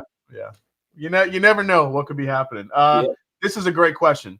Do different mash bills in general interact with barrels differently from a broad perspective? For example, bourbon versus rye, or do the different mash bills typically seep into the barrels at the same rate? Like, for example, like rye usually tastes a lot better at 2 or 3 years old than a bourbon does, or a Tennessee whiskey does over time. Like, is that have to do with more of the grain, the mash, or is it just, all of that did go into play? But so this rye that we have here, so you said something. So we like our ryes to be about 5 years and up. So we think it's just a better flavor profile. Now I haven't studied whether a rye soaks into a barrel different So you think about this grain bill: 70% rye, 12% malted barley, 18% corn. And you take this one, 80% corn, 12% malted barley, 8% rye. I don't know I don't know, but I'm pretty sure there's tests and R&D, in headquarters are looking at things like that. But I don't know that answer, so I will not try to. My spider senses would say they don't, but I don't want to give you a definitive answer on that. What is the size of the barrels, and why do you choose that? You guys just use typical 53-gallon barrels, correct? 53. Yep, but 53 gallons. The only barrel that I've seen that was different was the Oloroso, which was a sherry cat, but that's 3.5 times the size of the 53 gallons. So this is a cool question. What was the lowest yield from a barrel that you have ever seen so far? That's kind of a cool question. Yeah, that's a great question. This is potentially one of them. So this small Coy Hill that we had. So we talked about angel share. You talk about all these things where you're losing a lot of the whiskey because it's so hot and stuff. So if you look at the color and darkness on there, that came out of a barrel that was pretty low. So if you leave it up at, we call ours Buzzard's Roost as well, and then up at the top floors. So if you leave it up there long enough, you will not have anything in there. Or you won't yield enough. So that was a great question, but you can leave it in a location that gets very hot a long enough time, and you won't have any juice in there. What's the oldest Jack Daniel's ever bottled? I will tell you, if you go back and look at the history. Matter of fact, if you came to Jack Daniel's, you're going to see bottles in there that says like 14-year. I saw the oldest one that I saw personally in the archives was 20. 21. I saw 20. It was 21 years old. Mm-hmm. Yep. So I can't say, we have not done that in the modern times per se. Well, you see the 10 and the 12.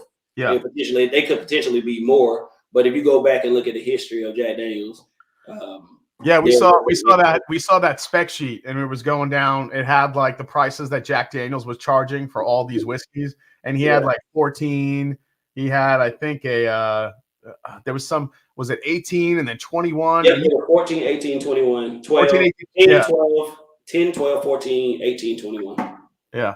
And if you guys are thinking, does that mean we'll see another high age whiskey at some point soon? I don't know. It's called the age series for a reason. You never know. But if history proves to be true here in the next couple of years, we could see some fun stuff from Jack Daniel's. So I'm looking forward to that if that happens. What's the what was the question? Man, I just had it. Wait, hold on. I think I just see it here. What are the ages? Yeah, 10, 12, 14, 18, and 21 bourbon bill.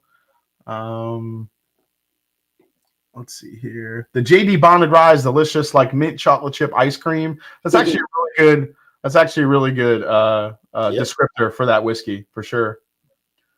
The highest proof would probably come from that Coy Hill, for sure. Yeah, this is just for the audience, this is a 155.1. And I think this was the highest one. Yeah.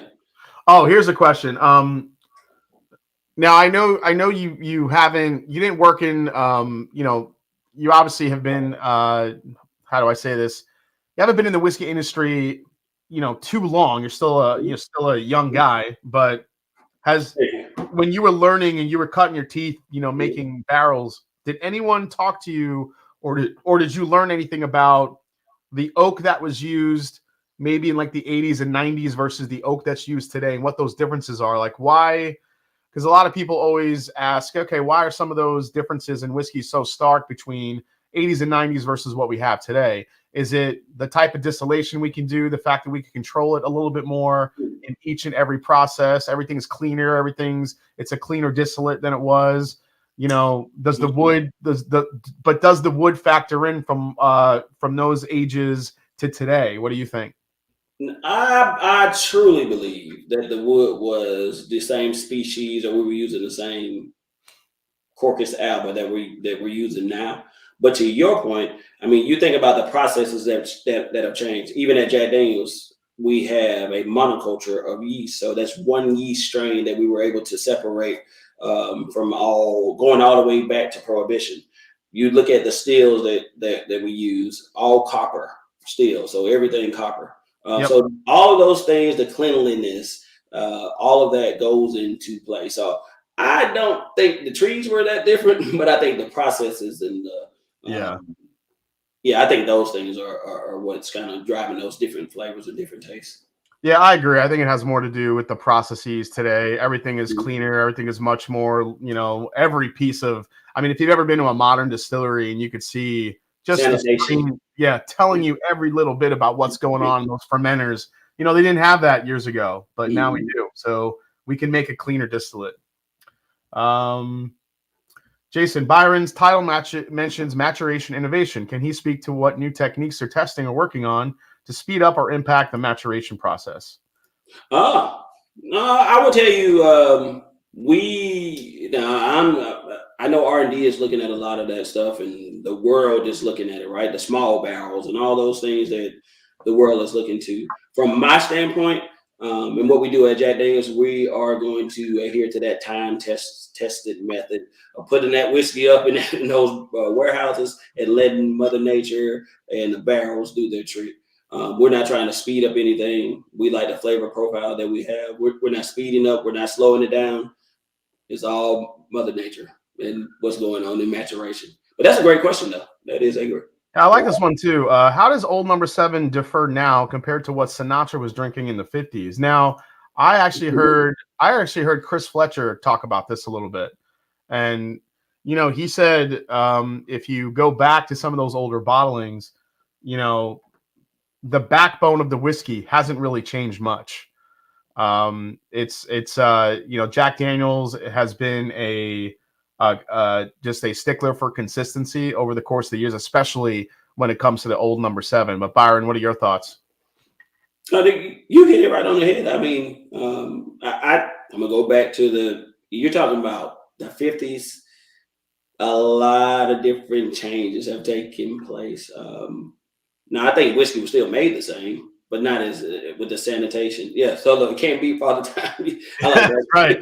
You can't be Father Time, but yeah, that to me, I know there's subtle changes. There's a little bit of different changes there, but again, you talk about sanitation, you talk about cleanliness, you're talking about creating a more a better distillate, in my opinion, than some of the things that I've tasted that are older. So, but to each his own. Some people like the older. I don't want to take that away from anybody out there. Yeah, Steve Burko, this is pretty funny because we talked to Byron about this when we were there. Any possibility of a bull rye?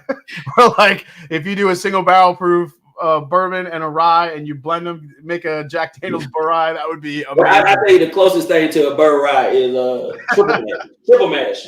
So if you ever had triple mash, that's like a burr rye. You have 60% of that triple mash is rye, 20% of that is Tennessee whiskey, and 20% of that is the single malt. So that's if you ever had a triple mash, you're getting somewhat of a burr rye with a single malt.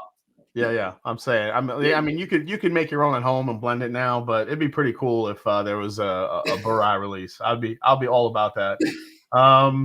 All right, before I let you go, man, I know you've been answering a lot of questions, and we really appreciate your time and your knowledge, obviously. Let's talk a little bit about the new releases, Jack Daniel's 10-year and Jack Daniel's 12-year for 2024. This was something I was wondering while I was doing the review, because I didn't realize, the releases, I got the samples before they told me I had samples coming, which was kind of cool. I'm like, oh, there's a batch 2 of 12 coming out. Okay, interesting. Are there certain profiles that Chris and Lexi or you are looking for the Jack Daniel's 12 and 10s each year? Are you looking for them to match, or you pretty much know they're gonna differ a little bit each and every year? But that's a great question. They're gonna differ. Now I've heard people say 2 is better than 1, batch 1 is better than 2, or whatever it may be. So yeah, they are going to differ. You just get ready for it. It is going to differ. It's no way. I don't think you're going to match that profile. But to me, that's the great thing about it, right? So when batch 3 comes out, or batch 3 of 12 comes out, or batch 3 of 10, which I think is already they're coming out. To me, I don't want it to taste the same per se. I want it to be different. That's that's what makes it special to me. Yeah, that's kind of the beauty of it. I think high age whiskeys, you don't want to always taste the same. You want, if you're going to be releasing them year to year, I think again, you want that backbone of the flavors that you love about it with maybe some subtle differences to keep you going back and, trying different expressions. All right, Byron, here we go. I have two more questions for you. One, this one's pretty important. When will Byron's new whiskey be released? No, Byron, seriously, this is a serious question though. Do you have a goal to release, your own Jack Daniel's bottle? Maybe, I'm not saying it would be like, Byron's blend or something, but maybe something with like your signature on it, something that you curated, something you worked on. Is that a goal of yours? Not, you don't have to say if you're working on it, if it's coming out, whatever it is, but is that a goal that you have in mind maybe? Yeah, that is a goal of mine. And my title, so Maturation, Innovation. So there's always things that, I can present to Chris or we'll talk over and those things. So, I can't tell you if it's coming out or not because I haven't curated it yet, but I'm always trying to do. Yeah, I'm just saying you're the Maturation Innovation guy. I think I think if anyone from Jack Daniel's Wild, we need to make that happen. I want to see Byron's signature on the side of a bottle or the front of the bottle, wherever it may be. Let's make that, because just tasting those whiskeys with you was pretty cool. You definitely know your stuff, obviously, and we could just call it Tylosis. That's what we'll name it. Yeah, that'd be the name of it, Tylosis. We'll just name it Tylosis blend. But Jason, as you know, I like to leave people with learning something when they walk away with their tastings with me. And so Tylosis and all these things, the hemicellulose and what makes whiskey. I love to talk about that. The malt that playing a part in there. So yeah, I love to talk about it. So that's why, and you can call it Tylosis. That word is good. That word, a lot of people that's done tastings would be probably on this call. That's why this is why I wanted to have you on, because it was such an interesting conversation. But all right, last couple questions before you go. Favorite movie? Favorite Cool Hand Luke. That's just right off the top of the dome. That's Cool Hand Luke. Good choice. My son watched Cool Hand Luke with me. Favorite music or type of music that you like to listen to mostly? I think we talked about this a little bit. You have a pretty eclectic choices that you like to listen to, but if you could take one album with you, on a stranded island, what are you taking with you? Southern Playalistic Cadillac. Funky music, Outkast. Oh, okay. Outcast. Let me go with Outkast. Outkast. That's letting y'all know a little too much about me. But if you want to take me, I'll go with Outkast. All right, and last question before I let you go, because the chat is begging me to ask you. When it comes to a peanut butter and jelly sandwich, what is your ultimate peanut butter and jelly sandwich? And now you need to get into detail here. You need to get into type of bread, crunchy versus smooth, type of jelly. You don't even eat peanut butter and jelly sandwiches, so get it. So go. All right. White bread.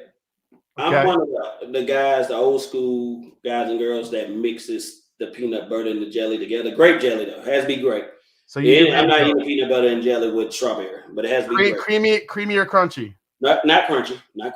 Okay. Old school, I think my mom used to buy crunchy sometime back in the day. But I'm going creamy. Okay.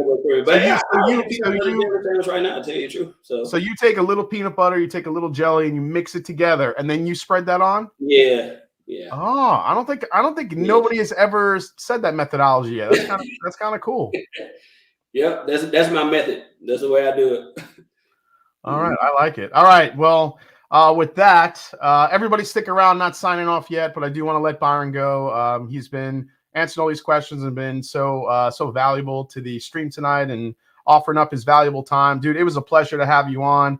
This stream was exactly what I expected. It was just a really great education on really what goes into barrels, the state of oak and where we're at in the bourbon industry right now. I can't say enough. And let everyone know where to find you if you're on the Instagrams and all other fun stuff. Yeah, so it's very simple. Just Byron Copeland Sr. That's my Instagram, and I think that's his name on Facebook. But I'm more on Instagram, and I try to share a lot of my life and what I'm doing in this whiskey industry per se. So yeah, you can find me there. Instagram, Byron Copeland Sr.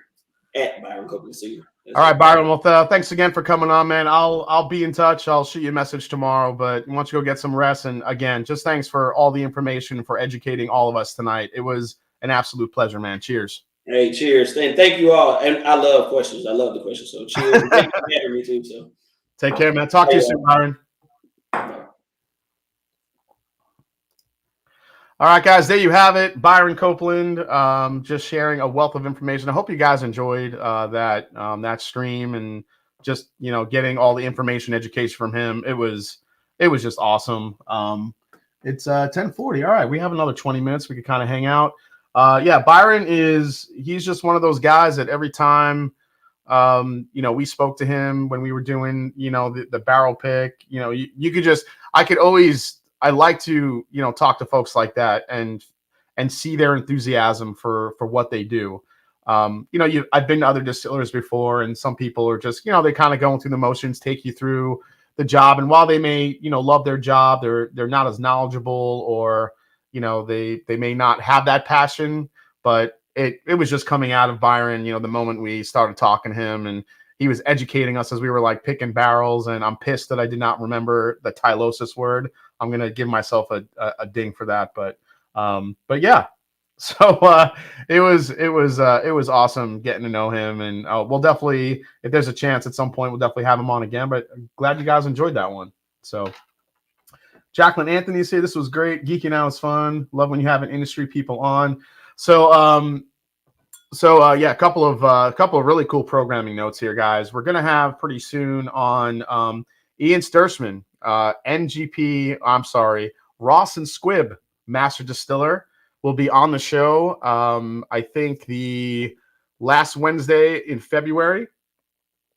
I think he'll be on there, and he'll be on here either. He may be live in studio, but that'll be the next off the still episode. I mean, essentially talking to the master distiller, one of the largest distilleries on the planet in Ross and Squibb, MGP, whatever you want to call it. That's going to be a really, really fun conversation. I definitely want to just, get deep in the weeds on Remus and all the different changes happening at Ross and Squibb. So that's been scheduled. I cannot wait. And also from Heaven Hill, master distiller Connor O'Driscoll. That should be happening at some point. We're looking at dates right now. So we got to the point where it's like we're looking at dates for him to come on. So we'll talk about everything. We'll talk about the Logic Pick Barrel Proof. We'll talk about the Heritage Collection. Dare I say laser codes? all the fun stuff that kind of goes with the just kind of goes with the flow of everything that Heaven Hill is making and doing and what they're bringing to the table. So I can't be more excited to talk to him. So some really, really cool episodes coming up here, live streams, I should say. So yeah, 2024 starting off with a bang. It's going to be good. Jason, your guest Byron was amazing. Absolutely. Is the Honey and Fire just old number 7 plus flavoring? I think it is, Honest Charlie. We need to request MGP distillery tours. Yeah, we'll definitely ask him about that, Henry, for sure. Absolutely love the Off the Still series. I always learn so much. Thank you, Jason C. My pleasure, man. I want to see you and Cameron drum together. Yeah, maybe one day. Byron, very great conversation. I'm meeting Heaven Hill Marketing. Jacqueline Anthony says, I'm meeting the Heaven Hill Marketing Manager. Oh, that's cool, Jacqueline. Which Scotch distilleries does Brown Forman know? I know Glendronach is one of the big ones. I can't remember some of the other ones off the top of my head. But yeah, Glendronach is one of the big ones that they own. Ross and Squidward, yes. Call your next ECB pick, Sharks with freaking laser codes. Yeah, that could happen, Kenneth. That'd be pretty funny. Diego G says MGP is the best distillery, especially when you consider how many brands use them and how many of those brands you like. Yeah, I mean, I still think there's a big contingent of folks that still believe that, true bourbon is only from Kentucky and not made in other states, which I wholeheartedly disagree with. But I understand if you grew up in Kentucky and you're a purist, why you would think that way. So, but more power to you. If that's what you want to do, then yeah, for sure. Benriach and Glasgow, they own. Okay, so they own Benriach and Glenglassaugh, I think that's how you say it. I look for laser codes on all my bottles now. Yeah, I still like to say MGP. I don't even like to say. And you know what else? I still say Stag Junior over just Stag, just because I'm so used to saying Stag Junior. I'm like, it's Stag Junior. I'm not switching it up, for anything. So, all right. So I'm trying to think if I have any new bottles that I can, maybe do a quick review here.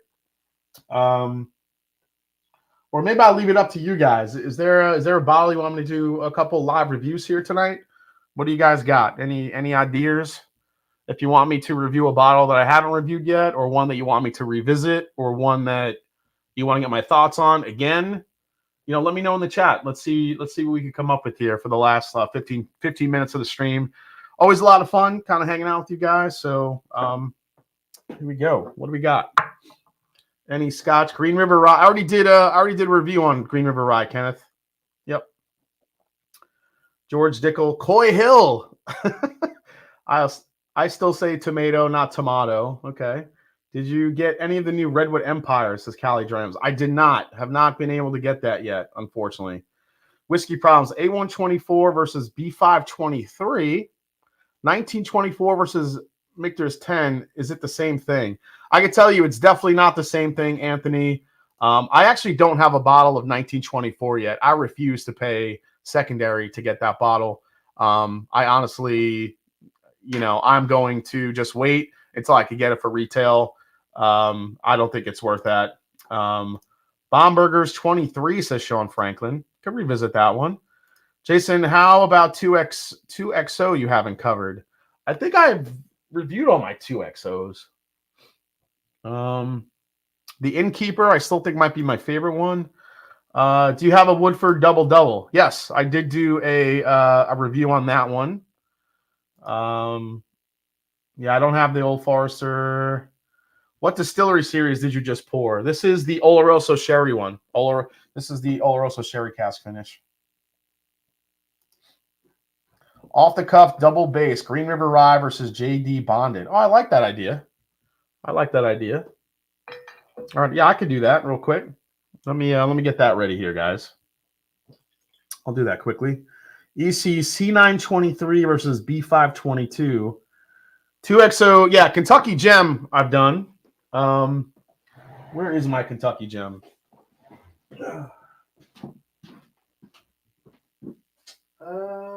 Where is that bottle? Is this 2XO? No, that's the Innkeeper.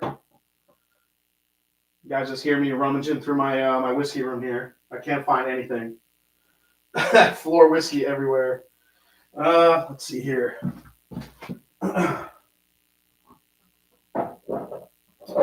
G2 Melic. All right, here's the Green River Rye. To grab that. And let's get... Where is the JD Bonded? I didn't bring that one out. Have that one.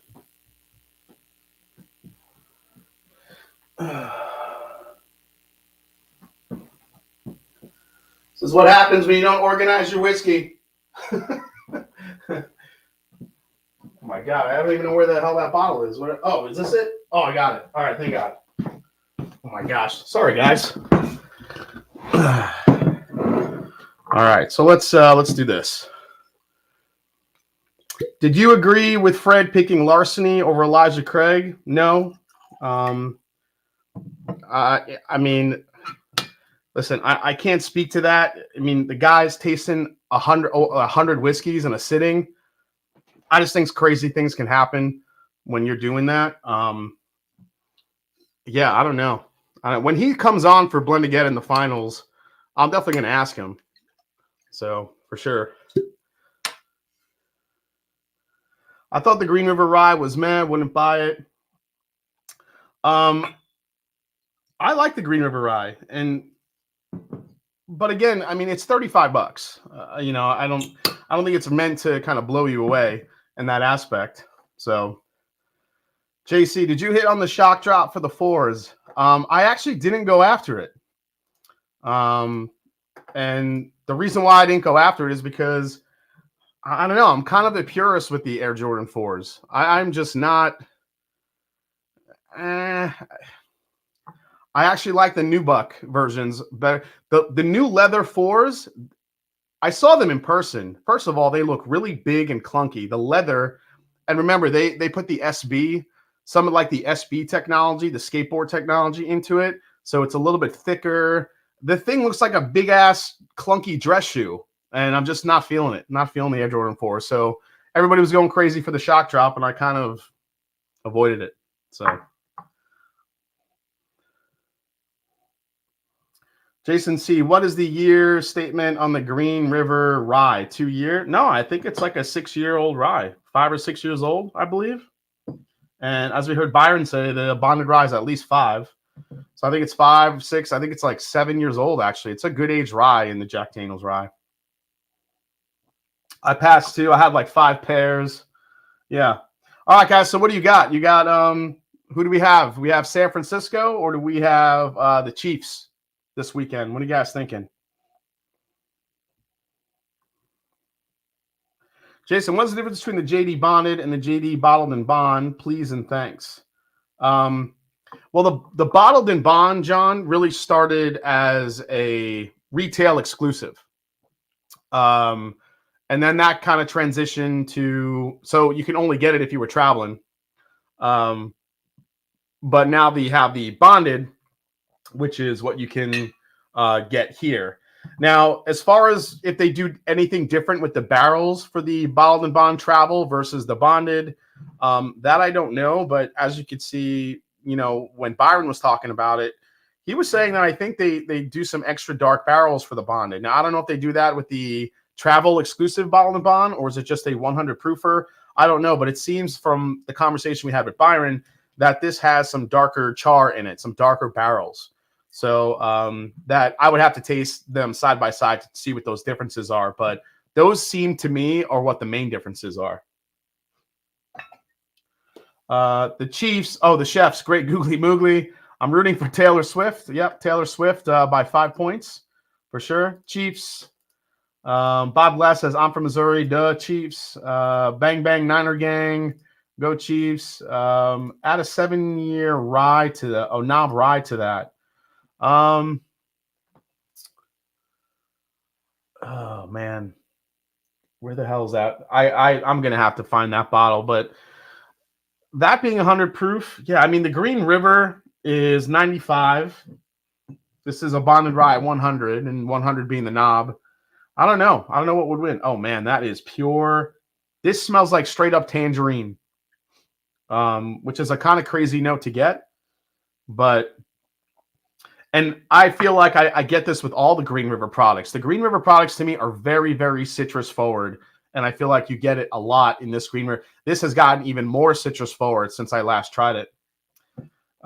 We should have asked him. Dang it. I had wondered what that when I got the BIB. I'll ask him for you, Terrence, and remind me next week on the live stream. I'll see if I can answer that question for you. Travis Kelce going to propose to stay Swift. That's stupid.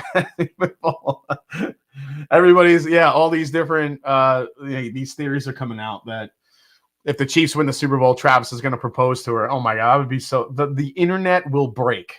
The Swifties will lose their mind. It will be crazy. Can we keep Taylor off the screen? That's not going to happen. She'll be in there. She'll be on. Well, apparently she's flying from like Hong Kong from there all the way. Trying to get back to the Super Bowl in Vegas. So it'll be pretty crazy.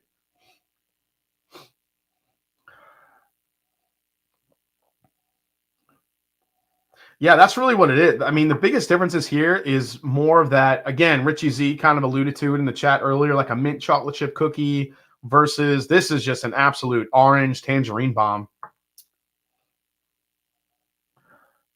Yeah, mint and chocolate versus citrus all day long. At least on the nose, those are the main differences. Let's try it. Here we go. Cheers. He should dump her if they win. That's messed up, Bob. Oh, shit. Yeah, I mean, that's exactly what it tastes like. It is a mint chocolate chip ice cream in a glass. That's the best way to kind of go that's really the best way to describe this whiskey. Let's go to the Green River. Jason, you should buy a spot for a commercial. It's only what, 7 million per second. Yeah, I think it's like 7 million per 30 seconds, something like that. Can you imagine? Yeah, if I just want, oh man, that is so citrus forward. That's nice though. I will say this. I think the Green River has a little bit more spice to it, at least on the finish, than the Jack Daniel's Bonded does. However, the Jack Daniel's has a darker flavor to it. You know, if you think in a cocktail sense, because I feel like that's what these are. I mean, I could sip these on their own, you know, if I wanted to, but like in a cocktail sense, I feel like this Green River would be probably fantastic in like an old fashioned. I know you usually use bourbon in an old fashioned. I tend to use rye in my cocktails because I like that spice and that bite. I feel like Green River would be perfect for that because it has a citrus forward nature to it. But this is like begging to be put in a Manhattan, like a deeper, richer flavor, rye spice, a little chocolate on it. Those are the main differences there, I would think. So, so yeah, I do have one bottle I want to pop open here, and I did forget that I had it here, and it's the next release for the Master Journey Whiskey Club, and it's our Nashville Barrel Company pick. Just got the bottle today, and I haven't tried this in a little bit, so it's been brewing. Now I can't say what's in it, but which one has more ethanol, says Honest Charlie. I think that's a good question. Which one has more ethanol out of the two? I would probably lean towards the Jack. The Jack has a little bit more of a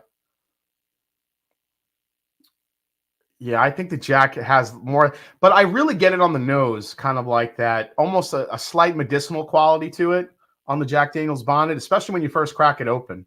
I think the Green River has less of that, where it's just more citrus. So, did you blend them? No, I didn't. I didn't blend them. I could blend them. Here we go. I'll blend them.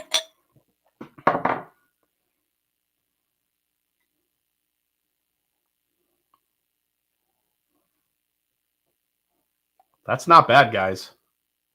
Ooh. So, quick question for the group here, everybody watching. We still have 288 people hanging out.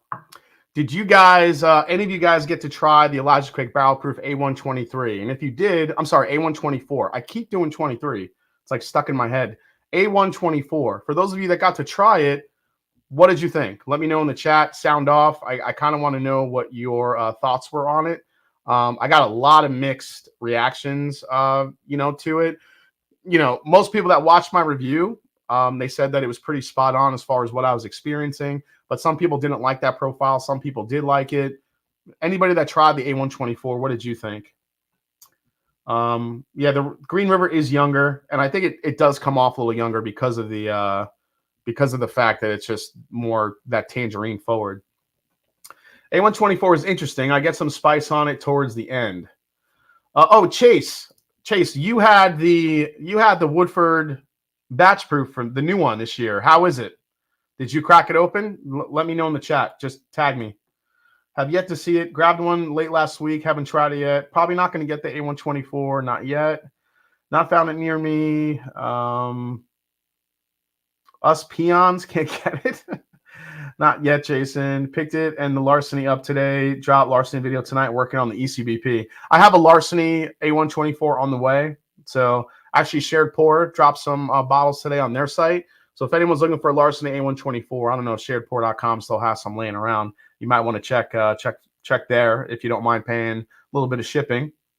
I really enjoy the A124. Haven't seen the A124. ECBP, even with lower ages, basically makes those Woodford batch proofs irrelevant. Yeah, it just drives me nuts. Why can't Woodford Reserve give us some sort of age range on those, on the Woodford batch proof?